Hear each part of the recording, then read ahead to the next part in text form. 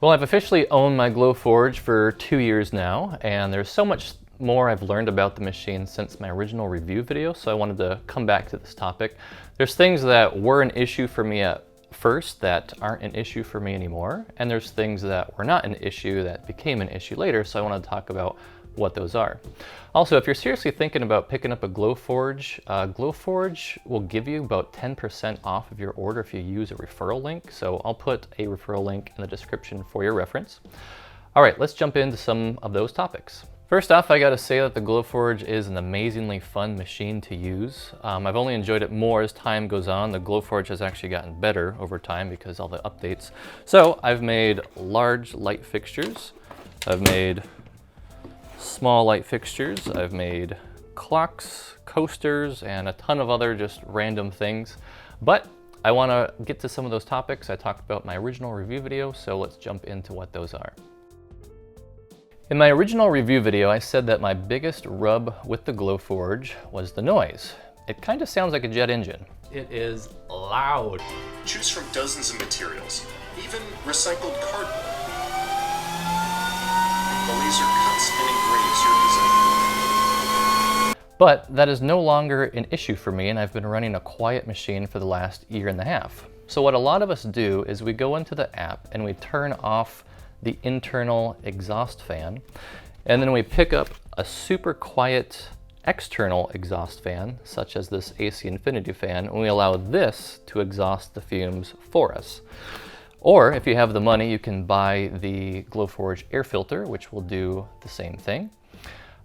So this was a huge issue for me at first, but now is no longer an issue, and I've been running a quiet machine ever since. So the Glowforge uses internet to run, and it cannot be operated without an internet connection. I spoke pretty negatively about this in my original review video and said that I wanted to have an SD card option.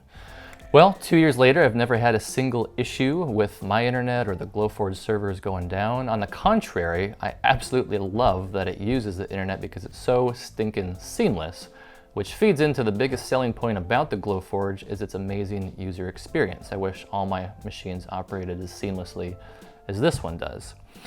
So it was a huge negative for me at first. It's no longer negative for me anymore. It's actually a plus. If you don't have internet, don't buy the Glowforge, but if you have enough internet strength to watch this video, you have enough internet strength to use the Glowforge. Okay, so those were two negatives that became positives or non-issues. What's something negative? Overheating. This was something that did not surface until my second year of using the Glowforge. The first year, my Glowforge was in our living room, did not have any issues. The second year, the Glowforge was in its own dedicated room. And that room faced east, south, and west. I don't even know if that's possible. So the sun rained down wrath on that room from sun up to sun down. The AC vent did not work in that bedroom. I had 6 3D printers in there running 24/7, generating a lot of heat. It was summer, and I lived in Arizona, which our summers are like 115 degrees. So that room was like 85 to 90 degrees all day long, and I couldn't do anything about it. And there were times where I would be running a cut or engrave project and the Glowforge would stop, and then on the app it would say Glowforge is too hot, it needs to cool down. Sometimes it would only take 5 minutes and it would be fine. Sometimes I'd have to wait 20 minutes for it to cool down, which is super frustrating if you're in the middle of a project. But as soon as the summer months were over, it was perfectly fine. I did not have that issue again. Maybe that's an extreme example, living in Arizona, super hot summers, but something to be aware of. If you're planning on keeping this in a super hot room or operating it outside at like some trade show or something to keep in mind.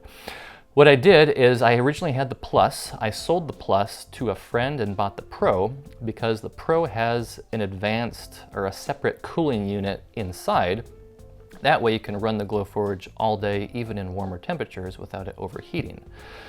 And then my wife and I moved to Wisconsin, so we don't have super brutal summers, but I wanted the pass-through slot anyways. So something to be aware of, but it's no longer an issue for me anymore because the Pro can be run all day long without ever overheating. Lastly, I want to make a comment on who I think this Glowforge is for. I think this Glowforge is best suited for the business-minded individual who wants to get into laser cutting and start their small business selling stuff on Etsy or what have you.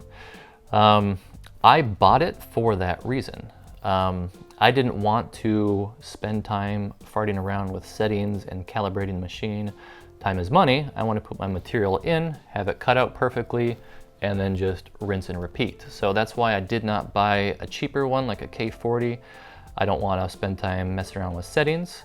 And I would have bought a more industrial laser cutter, but I was in an apartment and I didn't have 20 grand to spend on it. So I do think the Glowforge is a great place to start for that person wanting to start their small business. So overall, after 2 years, I do think this is still a great machine. I really enjoy using it. I use it probably not every day, but definitely every week. I got lots of other machines I like to play with these days too. If you do have any questions about this machine, I'd love to answer your questions for you in the comments. Let me know, and I'll catch you guys on the next video.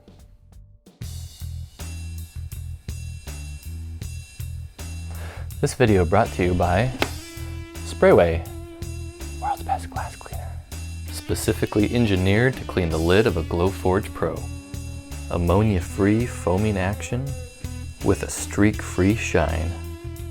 A proud American company with a clean, fresh scent. Known in the state of California to cause reproductive harm. Okay, this looks so much better, but you'll have to see. You'll have to see.